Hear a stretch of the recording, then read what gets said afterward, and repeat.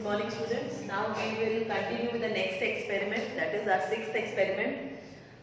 This experiment, the aim of the experiment is we will study here the different types of flowers which pollinate by different agents. So here we will show the pollination, the flowers which are adapted to pollination through wind as well as by insect. Now let us briefly discuss what pollination is. Pollination is the transfer of pollen grains from anther to stigma of a flower. Now this pollination is divided into two types. The first one is self-pollination. In self-pollination, the pollen grains are transferred from anther to the stigma of the same flower, either of the same flower or of different flower of the same plant. That is self-pollination. And cross-pollination is transfer of pollen grains from anther to stigma of different flower of different plant, but it should be of the same type. The type, for example, if the anther of rose plant is being transferred, it should land up into the stigma of the rose plant only of the same species. The type should be same. So that is the basic difference between self and cross-pollination. Now there are certain agents for pollination. Pollination is transfer of pollen grains from anther to stigma. Now this transfer of pollen grains from anther to stigma are done through different agents. There are various agents like wind, water, insects, animals, etc. Here we are going to see its two types, that is the two agents, that is wind and insect. So which flowers are adapted for the pollination through insect and which flowers are adapted through pollination through wind. Now we are going to see, I will show you certain flowers here which are adapted through these agents. Now this, as you can see, first let us discuss that what are the adaptations which we see in wind pollinated and insect pollinated flower, and then we'll move on to the flowers. See, the flowers which are pollinated by insects, they actually should be brightly colored as well as their fragrance should be sweet, so that the insects are attracted towards them. As well as the flowers should be big in size so that it is easily visible. Apart from that, the flowers which are pollinated by insects, their pollen grains should be sticky so that they stick on to the feet of the insect, and when the insect land on the next flower, those pollen grains, they land up to the stigma, and even stigma of the insect pollinated flower should also be sticky enough so that the pollen grains stick on the stigma, and then the further process of pollination can take place. So this was about the insect pollinated flowers, and now let us discuss about the flowers which are pollinated by wind.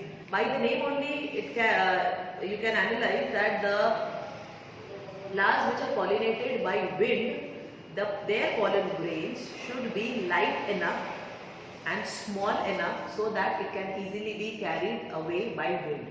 As well as in certain cases, it is seen that the pollen grains are feathery so that they can easily be blown away by wind. Usually wind pollinated flowers, they are not brightly colored and they are not so attractive, because there is no need of the insect to be attracted towards the flowers as they are easily carried away by wind. Here I have certain flowers. This is China rose, this is rose marigold. So these flowers, as you can see, they are quite attractive and they are of various colors, as well as they have sweet fragrance too. So these flowers are the ones which are pollinated by insects. Now here you can see the flower is quite large enough, and here it is brightly colored also, and here in certain here you can see the anther and stigma here. So this is the China rose. Here you can see this is a brightly colored flower. This is pink in color. So here I'll explain you briefly the parts of the flower. These are the sepals, the green petal-like structure which is visible here. This is the outermost layer.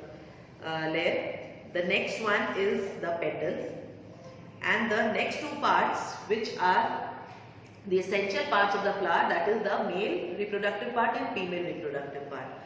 This is the female reproductive part which is known as pistil. Pistil has three parts: stigma, this red part which is visible here, stigma, this is style, and the ovary is embedded here at the base, right? So this is the female part, and these yellow portion which is visible, these are the male reproductive part, and this basically is anther. Inside anther, the pollen sacs are present which produces pollen grains. And when the pollen grains mature, these anther burst open, and when they burst, the pollen grains are released and they fall onto the stigma.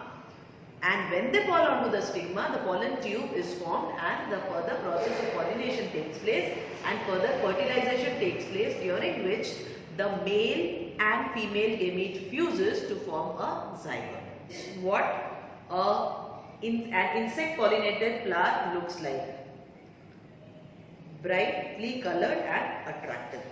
Now let's move on to the wind pollinated flower. So here the next flower which you are going to see is the flower which is adapted to pollination by wind.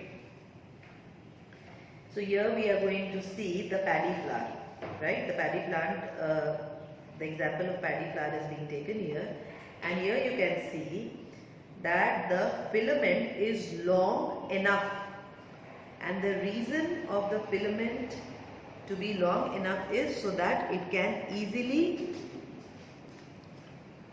release the pollen grains which can easily be carried away by wind.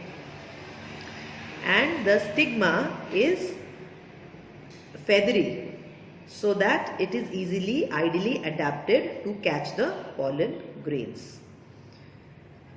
And you can see here the flower is not so attractive, and it doesn't have very attractive color, odor as well as nectar. Why? Because here the fragrance and the color doesn't matter, because insects are not involved here. It is easily transferred, or it is easily pollinated away by wind. And one thing to be noted here, that the flowers which are adapted to pollination by wind, there the pollen grains are produced in large number, so as to compensate the wastage, because if the pollen grains are carried away by the wind, there are more chances of their wastage. So as to compensate that, the amount of pollen grains which are released, they are usually in large number, and the pollen grains are light, smooth, dry, and in some cases they are winged also. Thank you.